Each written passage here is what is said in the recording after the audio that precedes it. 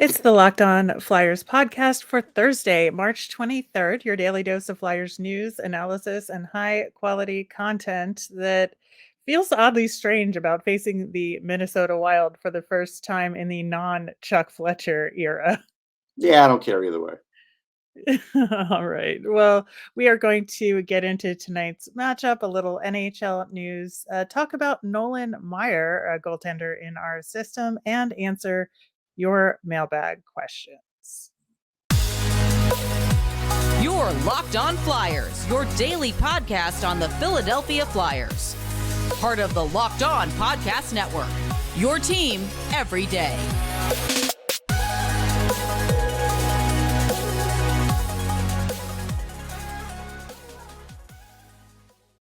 Hey there, I am Rachel Donner. You can find me on Twitter at rmiriam. I'm here as always with Russ Cohen, who is on Twitter at Sportsology. Thanks for making us your first listen every day. You can follow the show on Twitter and Instagram at Locked On Flyers. That is where we post about our episodes and Flyers news. You can also email the show at lockedonflyers@gmail. That's how you can ask us mailbag questions like we are getting to on today's show. Locked On Flyers is free and available anywhere you get your podcasts. So subscribe. You'll get all of our episodes here on the Locked On Podcast Network. Plus, we're over on YouTube. So subscribe there as well. Russ, before we get into tonight's matchup against the Minnesota Wild, the Flyers did not practice yesterday, so no updates to report on that front. One thing we didn't get to on yesterday's episode because we had such a good time talking to Jason Martinez. If you haven't listened to it, go back and listen. A lot of great stuff. The Fanatics jersey announcement, which I would say did not go over so well about the NHL contracting with them once the Adidas contract is up. 10 years of Fanatics jerseys. Yeah, so here's the reality. Like, we're going to hear all the bitching, and then millions of people are still going to buy them. I get the shortcomings. If they do stick to what they said about the way Adidas is making them and they're just taking over the factory and they're going to leave it the same way, then I don't think anybody's going to have anything to complain about the true jerseys. But we don't know. Corporations could change things over time, and so I get the trepidation there. I do, and Fanatics is going to buy more things in the future, so they're here to stay for a while. So it's like, what is it? It doesn't really matter anymore. It doesn't. It's true. It is really disappointing from the fan perspective. And, I think people are probably less worried about the game jerseys than, not having an opportunity to get authentics for the fans that are of good quality. Because I know Right, a that's the lot of big people word. have, That's what I was getting at. yeah, Those are the ones, yeah. the $400 ones. That's the one I'm getting at. Yeah, I don't know. I think it's still gonna be a little bit of a question mark till we actually see them. Mhm. Obviously, that also means no new or significantly new designs until they get spun up. So we'll have like 2 to 3 years of really not much new going on. But I think that's pretty typical when the Yeah, manufacturer turns over. it is. I mean, years ago, Nike was in it for a while, right? I mean, Mhm. they've had, quite a bit of turnover, but I will say Adidas has done a great job. Like they did. Yep. I'll miss them. They they really did. In international hockey news, the IIHF has determined that they are not going to allow Russia and Belarus back into competitions for next season. And I think that uh, the major effect this has is lack of international tournaments for some of the prospects to play in Yeah. for draft scouting. Yeah, you kind of wish they almost would do what they did in the Olympics and say, all right, you can all play, but it's not for Russia. It's for, Team OAR or whatever, just so those kids could play in some of these tournaments. You feel bad for that. And then on the other hand, you don't feel bad because of what's going on. So it does, like, that's what goes on in my mind with this. And it's hard. I support the decision. I do. And it's the right decision. So, not much else you could do. I guess if they want, let them have their own tournament until, everything's okay, but that's going to be a while.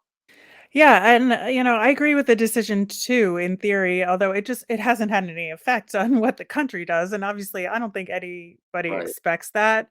But yeah, it's a weird middle ground with that It is. competing but not for Russia thing, and I don't know what the right solution is. But the upshot is that there's going to be another year of difficult scouting and difficult for some of the players to get opportunities to showcase their skills. No doubt about that. All right, turning to tonight's matchup against the Minnesota Wild. Their most recent game was actually a really exciting one. They beat the Devils in overtime 2-1. Matt Boldy scoring with like 1.3 seconds left in overtime. He looked like completely gassed as he was getting down the ice, but somehow figured out a way to to get the shot off. And Gustafson had 47 saves in that game as well. So it was definitely a thriller and a confidence boosting game for that team, especially because Kirill Kaprizov continues to be out. Right. No doubt. I mean, Boldy's a gamer, man. He's a terrific player. I had him in my Calder voting last year. I had him either 4 or 5. And had he played a full season, who knows? But he was really good. He still is really good. I spoke to him over the summer. I saw him in August, so I could see what his training looked like. I knew he was going to come into this season gangbusters. I covered him with the USA program. Just a terrific player. Gustafson's a very good goalie. He is. He is sort of like Antti Ranta at this point. Like he is one of the best backups, and that's a big effort for them. They needed those points. Not to say the Devils didn't, but they needed it. And so that you're right. That is a big win for them. And the fact that you had no Spurgeon, you had no Kaprizov, I got to give Bill Guerin credit. Again, his team is staying very competitive in that cap-strapped year. Yeah, I think so. Since Kaprizov has been out, the Wild are 4-1-1 without him, and it just shows how much these guys are stepping up in other ways. Boldy, I think, more so than some of the other guys on the team, and goaltending has been a huge part of their winning Yeah. recently. Gustafson is 6-1-3 in his last 10 with a 944 save percentage. And Marc-Andre Fleury, who I think we're more likely to see in the game tonight, he's on a 7-game win streak, and in that streak, 936 save percentage. And so I think that's going to be a tough part of the game for the Flyers. You look at their game against Florida, goaltending was not up to snuff in that game. Oh, Sorry, no. I love you, Alex Lyon, but No. He was you off. know, Like he was just off. I have to illustrate on the Provorov goal. He, for whatever reason, was protecting the far side post and was leaning that way. There is no humanly way possible Provorov could have scored that way. So you knew Provorov was going to go to the other side, and when he tried to go post to post, he falls down, like he flops. And it's because he put so much emphasis on the other post. It's like, what are you doing? So no, they will get more confident goaltending than what we saw. But we Yeah, talked about it. We predicted that the day before, like it would be a high yeah, scoring affair. We did. exactly. And so this is going to be a very different animal. It's like a team that maybe doesn't have the finesse that Florida does, but they still have all those pieces. They have the speed.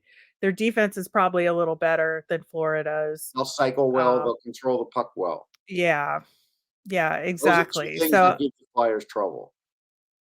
yes, especially because the Flyers are, I think, good when they can set up their defensive structure on their own terms, but when Yes. they're forced into it by a turnover, that's where they kind of go off into the wilderness, I Yeah, I think. mean, look, let's face it. We know right now that the defensemen on the Flyers can pretty much do whatever they want as far as leaving their post and trying to score. The coach likes it. They have nothing to lose. And so when you're playing against that, you have to defend for that. It makes it a little harder. I get it. But I still think Minnesota's up to the task. They have a rock solid D. If Spurgeon's back, it'll be a tough game. And Right. Fleury always plays well. I know there was the one Pittsburgh series where there were a lot of goals given up in the playoffs, but for the most part, Fleury plays well in Philly, and he's even though he's older, he's still pretty damn good. Yeah, he's definitely spunky, I would Yes, say. yes. All right. Speaking of goaltending, we're going to continue that conversation talking about Phantoms goaltender Nolan Meyer coming up next. Today's episode is brought to you by Indeed. If you don't have players on the field or on the ice with the right skills, whether it's breakaway speed or elite playmaking ability, you're going to have a tough time winning. And the same goes for your business. Indeed is a fast, simple way to make sure you're hiring MVPs. Instead of spending hours on multiple job sites hoping to find candidates with the right skills, you need one powerful hiring partner that can help you do it all. And that's Indeed. One thing I love about it is that it makes hiring all in one place so easy. They partner with you in every step of the hiring process. You can find great talent through time-saving tools like Indeed Instant Match, assessments, and virtual interviews. With Instant Match, over 90% of employers get quality candidates as soon as they sponsor their job post, according to Indeed data. They invite you to apply through Instant Match, and 3 times of them are more likely to apply to your job than candidates who only see it in search. So start hiring right now with a $75 sponsored job credit to upgrade your job post at indeed.com/locked on. Offer valid through March 31st. That's indeed.com/locked on to claim your $75 credit before March 31st. Terms and conditions apply. Need to hire? You need Indeed. So with the rigmarole in Lehigh Valley with, Felix Sandstrom and Sam Urson going back and forth, kind of the other depth goaltenders haven't, had as much of the conversation as of late. But the Phantoms wound up sending Pat Nagel back down to Reading and calling up Nolan Meyer recently to be their backup. Mhm. And it's interesting because, we've talked about Pat Nagel. He's a reliable AHL level goaltender. He played for Team USA at the Olympics or, was the third stringer, but still it was like he's a real solid goaltender. And so you wonder, why did they send him down to Reading and bring up Nolan Meyer? Well, Nolan Meyer's 22 years old and there's a potential future for him, Right. and you really want to be able to see what he can do at a higher level of play. And so I think, despite the fact that he's on an AHL contract, you really needed to see him at the AHL level versus the ECHL level, right? Yeah, no question. I mean, he's been winning everywhere. Like he's the all-time winningest WHL goalie. That's a pretty big deal. Look, I get it. His save percentage hasn't been super fantastic anywhere, but he Mhm. wins games, and it's been okay. His play is good though. He's fast. I first saw him in the Flyer Ranger series where they played the 2 games. I was up in Lehigh for the first one. He was really good in that. He made like 11 of 12 stops. The biggest thing was when there was an overload by the Rangers. Sure, there was one that went in, but I didn't even blame it on him. I liked his glove. I thought he looked ahead. I thought he played really well with traffic, saw around the traffic well.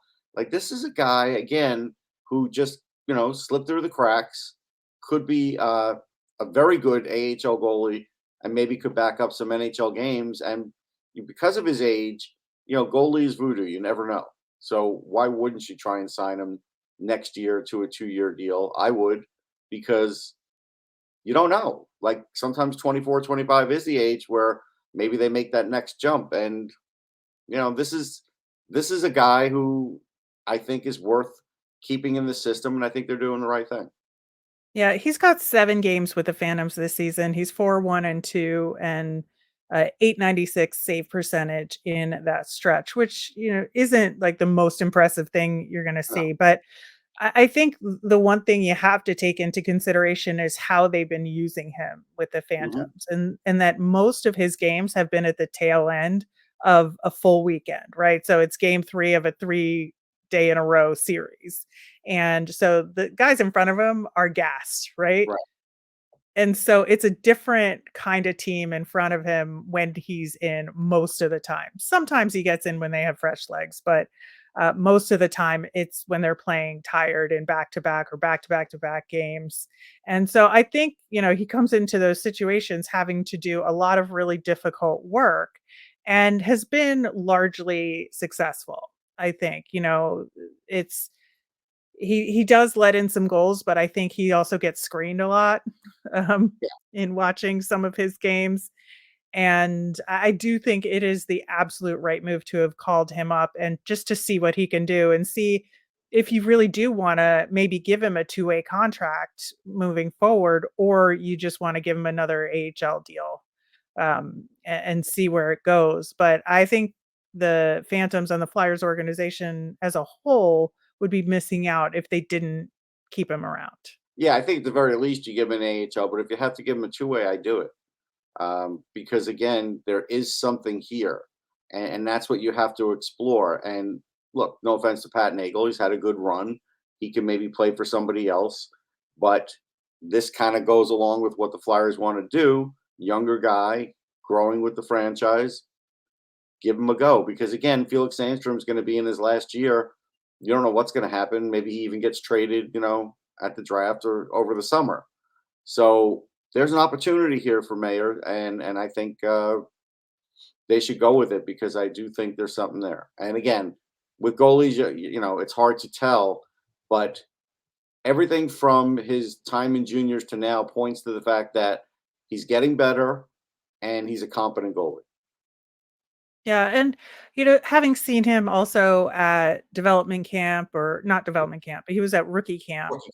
a- Yeah, he really impressed me, and in the way that he was able to um just really, I think, track the puck Hmm. well. Hmm. I think that's one of the things that he does well, and that he doesn't make saves that look like he's working too hard. And Hmm. that's exactly what you wanna see, right, in your goaltender is making good solid saves, but looking like they were easy because he was in the right position.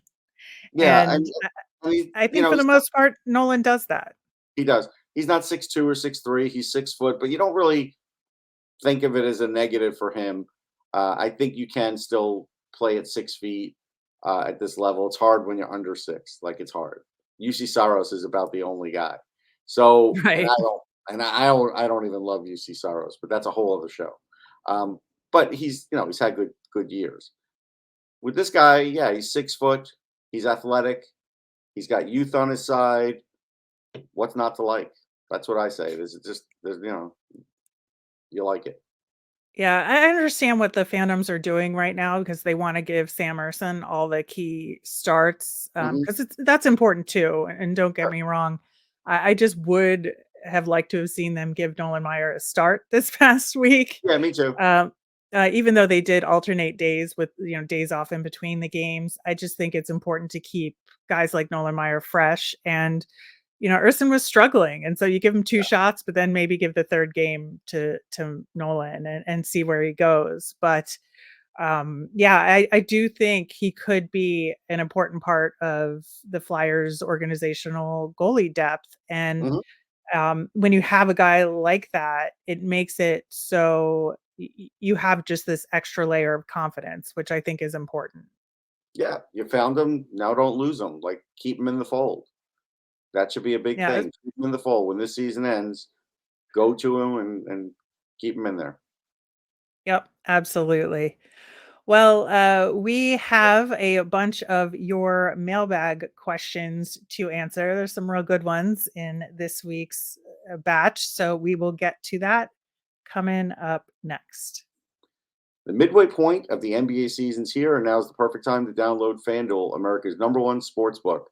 Because new customers get a no sweat first bet up to $1,000. That's bonus bets back if your first bet doesn't win. Just download the FanDuel Sportsbook app. It's safe, secure, and super easy to use. Then you can bet on everything from the money line to point scorers and threes drained. Well, I would stop betting on the 76ers now because they've clinched, and you never know what's going to happen after that. Word to the wise. Plus, FanDuel even lets you combine your bets for a chance at a bigger payout with a same game parlay. So don't miss the chance to get your no sweat first bet up to $1,000 in bonus bets when you go to fanduel.com/locked on. That's FanDuel.com/lockedon to learn more. Make every moment more with FanDuel, an official sports betting partner of the NBA. All right, Russ. Craig came to us with a couple of really good questions. And the first one is with a tryout contract, does that mean Emil Andre can only play the regular season with the Phantoms, or will he be playing with them through the playoffs? He's not part of the Clear Day roster. So, my understanding is if you're not part of the Clear Day roster, I don't think you can play in the playoffs. But maybe on European players, there's something else in the fine print.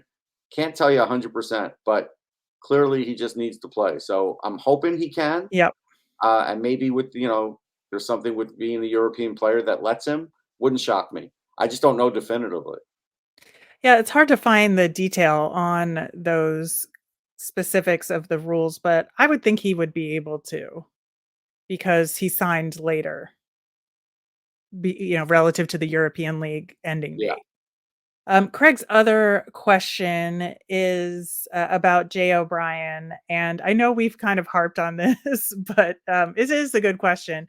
Mhm. For what Jay O'Brien is, are the Flyers better off not signing him and getting that second round compensatory pick? Well, if I'm right about this, the compensatory pick will be like the last pick in the round, right? So essentially, Right. And it's in the 2024 draft. It's yeah, it's not not this in year. the 20 it's not this year. So it's almost the third round pick. I know I've spoken to people who believe they would take the pick. I'll take the player. I'll take the player because of organizational depth. I'll take the player because he's a center and they need centers throughout the organization. And I'll take him on a chance that maybe he does develop. There is still a percentage chance that that could happen. I'll take the player. Yeah, I think in this case, because it's next year's draft and not this year's. If it was this year's, I'd take the pick. Sure. I think, but next year and with where that is, that's like essentially a third round pick, like you said. I think you take the known entity in this situation, and that's the player who's already gone through development, and I think could be an interesting piece, in the rebuild, right? I think that if you just add him to the bunch of younger players and you have more options to see who Just sticks you and have a see who better jumps percentage. out. Yeah, you as an organization have a better percentage chance of that guy doing something where that pick, you're not going to see him for 5 years. Exactly. Exactly. All right. The next question, what should the Flyers do about the overflowing right wing depth? Nothing. Somebody gets moved to the off wing, probably Owen Tippett. Nothing. There's nothing you do. Sometimes that happens. You get someone to switch. It's an easy thing. You figure out who's best at it and you do it. Yeah, I think so too. I think that there's plenty of guys who can be rotated to their off wing and be successful at it. I think especially like I think Travis Konechny can do it pretty Mhm. easily, which is like a huge part of it, right? So if you have one of these younger guys at right wing in their more natural position with a now veteran Travis Konechny, I can't believe I'm saying those words, but Aged moved out. over to the left. Yeah. I think that works out really well. Yeah. Um, Next one, also an interesting question. Does the success of the World Baseball Classic have an effect on the NHL getting it together for a World Cup of Hockey sooner? No. I mean, they've had trouble just kind of finding the right year, the right date, the right place, the right everything. Um, they don't get that same. And I don't like the World Baseball Classic. I don't. But, Really? yeah, I don't. I just because again, pitchers are only going 3 innings. Yesterday, if I told you who started for Team USA, you would laugh as far as being a final game, but that's all they had available. Uh, it's not the best competition. It's really more about hitting than pitching at that point. But for the World Cup of Hockey, and I don't love that either. I mean, I liked it when they had Team North America, and if they had that every year, I'd be fine because then I would rather the prospects. But again, when the prospects got too close to beating the veterans, they're like, "I don't know, can't have this again." So to me, that they basically said that'll never happen again. But they don't get the worldwide support that the WBC got, like from Japan and these other countries. That doesn't happen in the World Cup of hockey. It just doesn't. There's like little ripples, but nothing like that. Yeah, I just find, as somebody who's only peripheral to baseball, I found it enthralling, and I found like the fans who were following it were super into it, and it seemed to be pretty successful with a storybook ending, That's as what it they is. It's say. made for almost non-baseball fans. It is. Some baseball fans liked it, but it's almost made for non-baseball fans because it's kind of gimmicky and try and get you in it. Like, listen, Team Italy is a joke That almost sounds like something the NHL should do, though, to get non-hockey fans invested in it and bring them into the game, Russ. for gimmicks. Sure, whatever. All right. I love these kinds of things, and I loved the World Cup when they had it. Of course, Team North America, you're right, was a huge draw, but I think there's a lot of fun to Imagine be Team North America with Connor Bedard. had. You know what I mean? Like, but they That would won't be do it. fun. Yeah. We shall see. All right. With the Fanatics news, somebody asked, "What's the favorite jersey you have in your collection?" I would say, you know, I probably have a good 10, 12. I would say it's my Sioux Greyhounds jersey because I've had Greyhounds as pets, love them. We'll have more in the future. So I've worn like the Sioux Greyhounds jersey with like, a picture with like Greyhound like on National Hockey Day. So I kind of like it. I like the colors. So I'll go with the Sioux Greyhounds one. Nice. Yeah, I think for an actual team, I have a Calgary Hitmen jersey that's the 20th anniversary, that's neon pink. Oh, It's cool. really great. But I think overall jerseys, I'm a huge fan of geeky jerseys, and so I have several of them in my collection, and my favorite one is my Spaceballs the hockey jersey.